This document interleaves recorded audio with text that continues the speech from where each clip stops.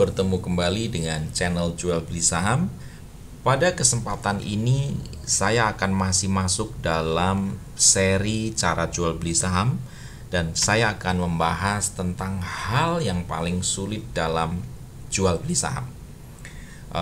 Ini merupakan sesi yang ke-8 atau bagian ke-8, dan so far atau bagian ini merupakan bagian yang paling sulit, terutama buat saya dan sebagian secara umum yang saya tahu. Tapi mungkin tidak berlaku buat setiap orang ya, tetapi secara umum saya dengar, saya lihat ini yang paling sulit dan itu memang termasuk buat saya. Apa itu?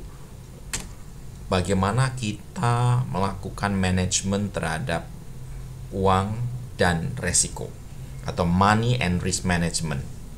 Kenapa ini merupakan satu hal yang sulit? Lalu bagaimana kita nanti, prinsip-prinsip apa yang kita bisa lakukan untuk melakukan ini? Kita akan bahas, tetapi tidak itu saja, karena kita harus melakukan praktek dan disiplin, itu kuncinya. Tapi sebelumnya kita lihat dulu apa yang kita sudah pelajari ya di cara-cara sebelumnya, atau sesi-sesi sebelumnya. Kita belajar untuk memilih saham-saham yang bagus misalnya. Itu merupakan bagian dari awal, yaitu fundamental analysis atau analisa fundamental. Dan nanti kita juga akan lihat analisa yang lain, misalkan analisa teknikal, ada bandarmologi, dan terakhir tentu ini money and risk management. Ketika kita pertama belajar tentang fundamental analysis ini, kita belajar untuk memilih saham-saham yang bagus.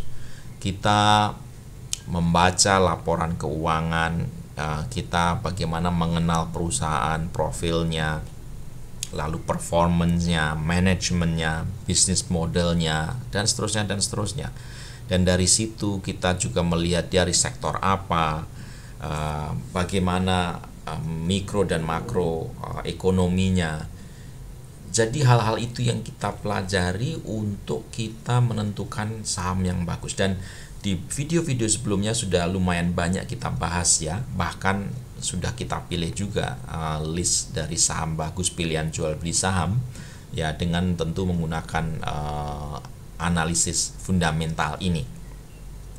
Nah, di dalam analisa saham kita juga menggunakan technical analysis atau analisa teknikal. Kalau teman-teman kembali lihat analisa saham secara khusus ya di video-video sebelumnya, kita juga sertakan analisis teknikal di sana. Jadi tidak hanya fundamental ya di perusahaannya gimana dan seterusnya, tapi kita juga tunjukkan beberapa analisa teknikal. Contohnya menggunakan chart ya, atau grafiknya, pergerakan harga sahamnya. Lalu kita lihat bagaimana trennya di sana. Ada juga kita lihat apakah itu support dan resistennya bagaimana. Lalu kapan baiknya kita juga masuk misalnya, dan targetnya berapa misalkan. Bahkan di misalnya di Stockbit sendiri ada tools yang tersedia secara enak untuk membantu kita melakukan technical analysis ini.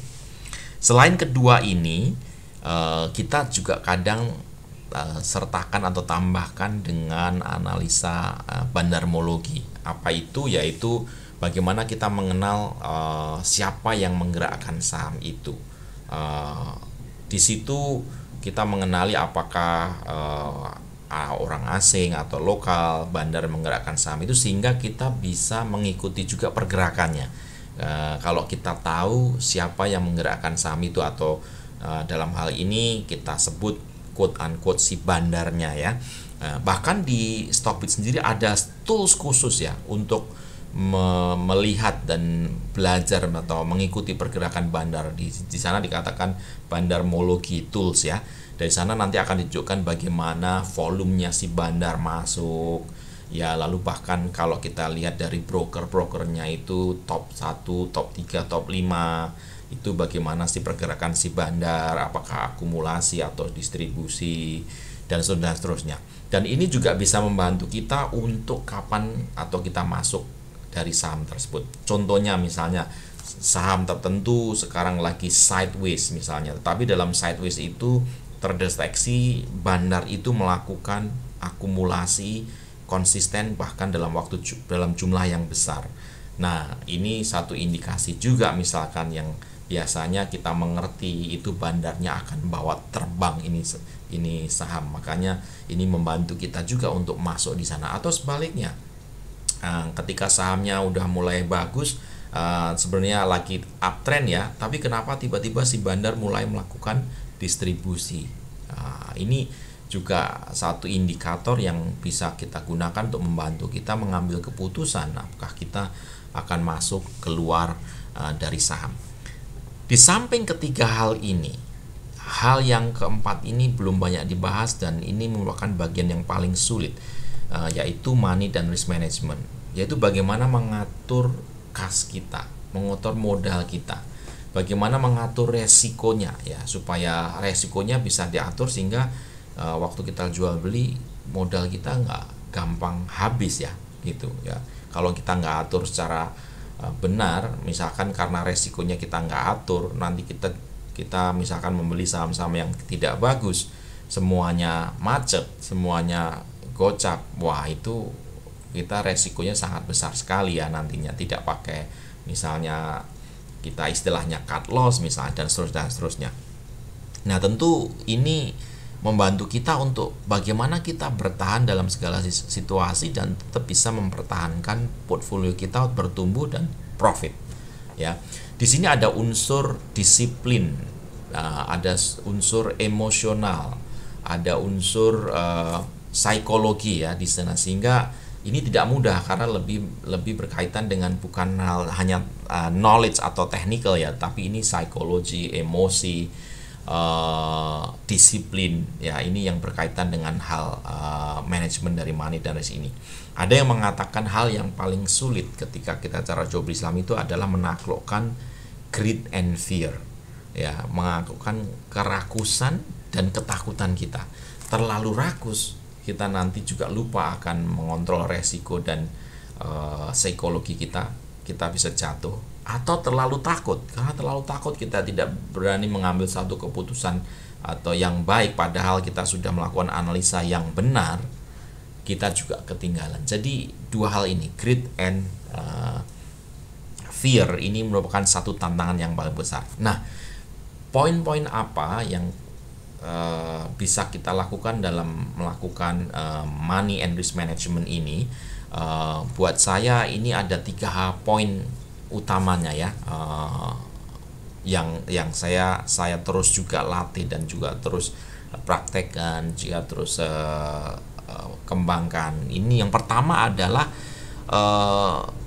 memilih saham yang bagus. Ini berulang-ulang saya coba katakan karena ini juga berkaitan dengan pengalaman pribadi ya. Kalau kita memilih saham yang bagus, itu menurut saya kita sudah mengurangi resiko saham kita nyangkut. Ini tentu saya pengalaman pribadi ya.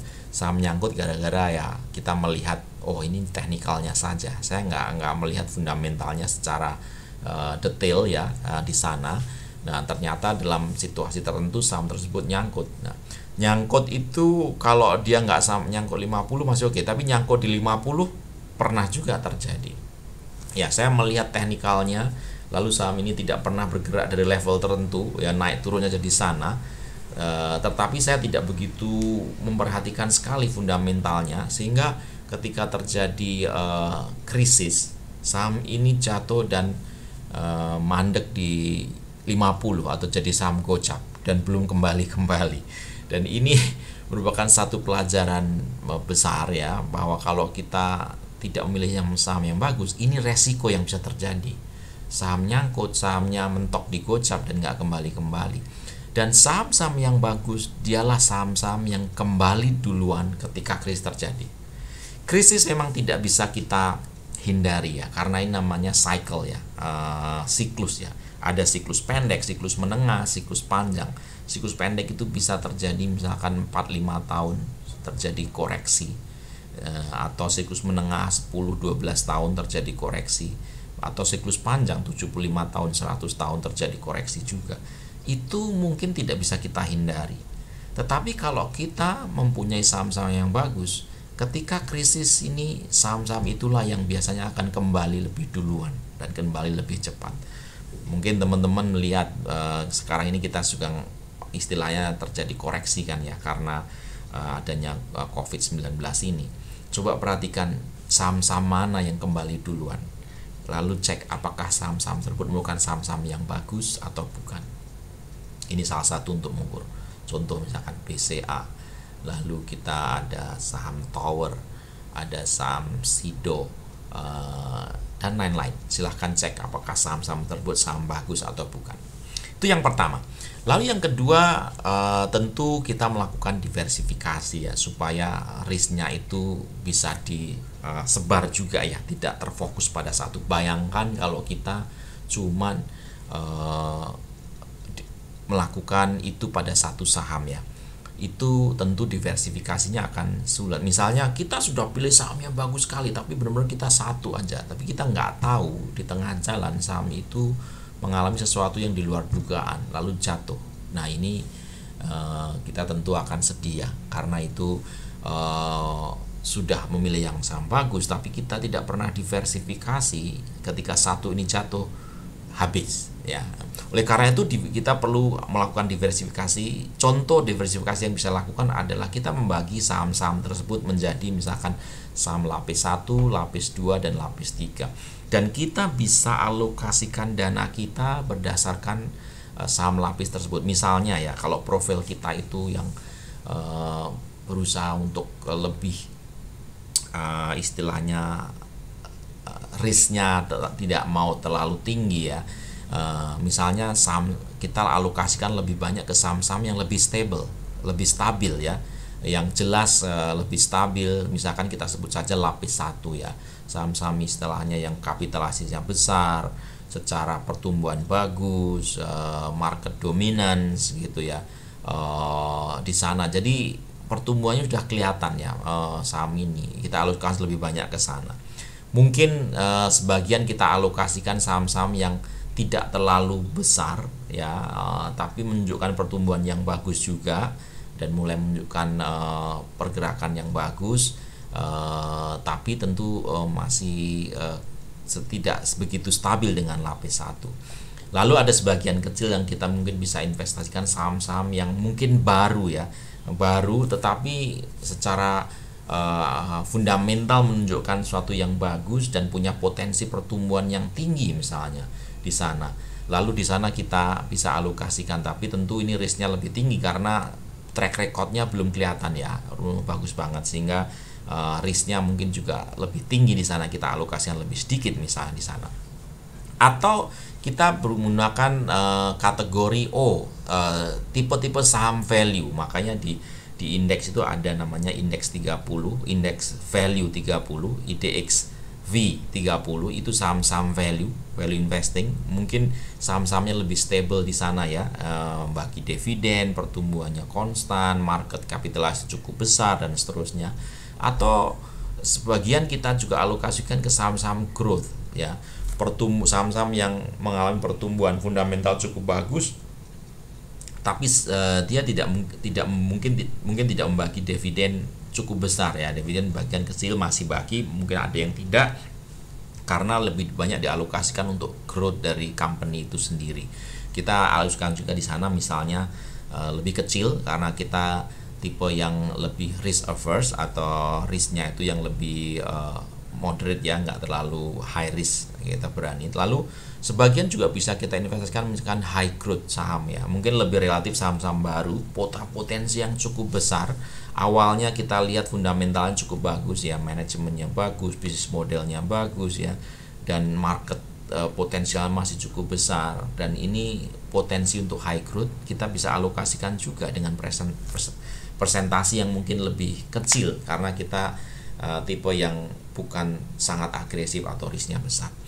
Nah, dari situ kita baru alokasikan tidak terlalu banyak, tapi juga tidak hanya satu saham. Mungkin kita bagi itu menjadi 5-8 saham dengan sektor yang tentu berbeda ya. Sekali lagi ini diversifikasinya bisa by sektor, karena kalau kita misalkan hanya fokus satu sektor tapi 5-8 saham di sektor itu, ketika sektor itu mengalami krisis ya habis.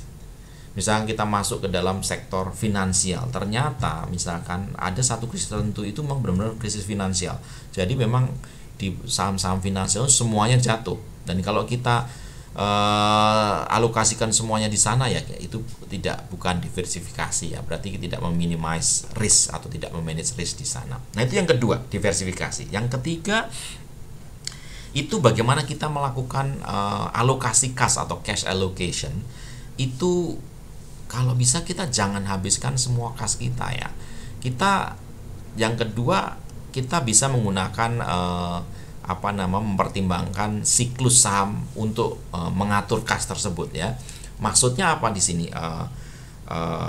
Ini saya ada gambaran. Nah, ini merupakan chart atau grafik dari indeks harga saham gabungan.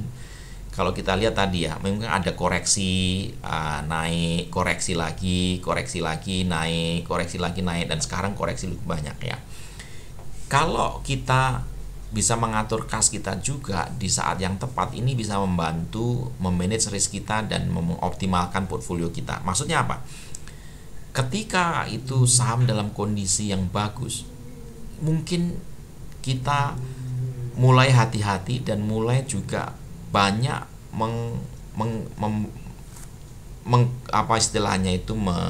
mentranslate portfolio kita ke dalam cash. Karena kalau terjadi nanti koreksi, ini kita bisa save dari portfolio kita, dan nantinya kita baru akan masuk kembali cashnya itu ke dalam portfolio. Contohnya misalkan, ini contoh saja, ya, tentu ini ilustrasi saja, dan ini bisa dipikirkan bagaimana yang terbaik buat teman-teman. Contohnya, ketika saham itu sudah menaik dan sekarang istilahnya all time high, harganya tinggi, mungkin kita mulai berpikir alokasinya mulai sebagian ditransfer ke kas. Kalau kita antisipasi terjadi koreksi, misalkan di situ 20 tinggal di saham dan 80% di kas. Sehingga ketika terjadi koreksi, nah, misalkan koreksi itu biasanya kan kalau yang kemarin di salah satu video IHSG itu kita lihat koreksi kalau yang tidak terlalu besar itu sekitar 10%, ya, 10-15%. Kalau yang besar tuh bisa rata-rata 25-30 sekian persen, ya. Nah, kita nggak tahu apakah terjadi koreksi kecil atau besar nantinya, tapi misalkan kalau dia udah koreksi di atas 10%, baru kita mulai alokasikan lagi cash kita ke dalam saham lagi. Tapi belum tentu semuanya, karena masih ada kemungkinan koreksi besar. Ketika itu koreksinya sudah mencapai 20, 25%, 30, kita alokasikan lagi cash kita ke dalam saham, sehingga kita cuman simpan cashnya tidak terlalu besar, 20. Jadi persentasinya yang kita rubah. Lalu naik, ya, ketika naik ini optimal terus, dan kita antisipasi mungkin sampai level tertentu ini all time high. Nah, kita convert lagi sahamnya itu, portfolionya yang tadi 80%, mungkin dibalik lagi dalam cash, ya, cash 80%. Kita antisipasi koreksi, kembali lagi begitu koreksi, lalu kita masuk lagi ke dalam saham lagi, cashnya yang lebih sedikit, demikian seterusnya. Jadi ini untuk memanage risk dan mengoptimalkan portfolio kita, ya. Untuk melihat berapa persen koreksi dan seterusnya itu silahkan lihat di karakteristik indeks harga saham gabungan IHSG di video sebelumnya. Itu ada kita mengenal bagaimana indeks harga saham itu tidak mulus naik saja, tapi ada naik turun, dan berapa turunnya, berapa naiknya, berapa kali, dan seterusnya itu ada di video sebelumnya. Nah, ini ilustrasi untuk cash allocation. Hal ketiga yang perlu kita perhatikan dalam money dan risk management. Kembali lagi, kalau kita summary-kan, 3 hal yang saya pikirkan, saya gunakan, sebagai referensi adalah, pertama tadi, sahamnya milih saham yang bagus. Itu yang pertama. Tentu analisis fundamental sangat penting di sana.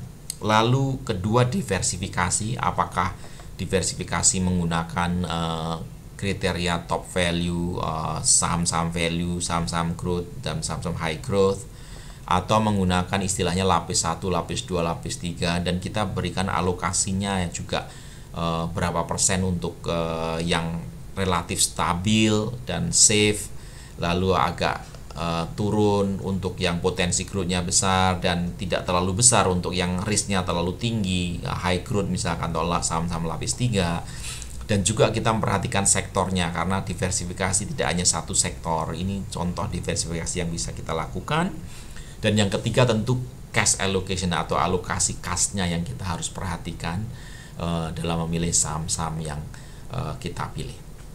Nah, ini merupakan summary dari prinsip-prinsip risk dan money management yang saya mengerti, saya pelajari dan saya terus terapkan. Dan kembali lagi ini hal yang paling sulit buat saya dan mungkin juga sebagian besar orang, dan ya semoga ini juga bisa menjadi satu pertimbangan ya, atau sekali lagi tantangan kita adalah bagaimana menaklukkan greed dan fear ya. Dan ini berkaitan dengan risk and money management, berkaitan dengan psychological, emotional ya, dan disiplin bagaimana kita untuk menerapkan ini dalam jual beli saham kita. Nah, itu saja sampai di sini pembahasan kita untuk money dan risk management. Semoga hal ini bermanfaat.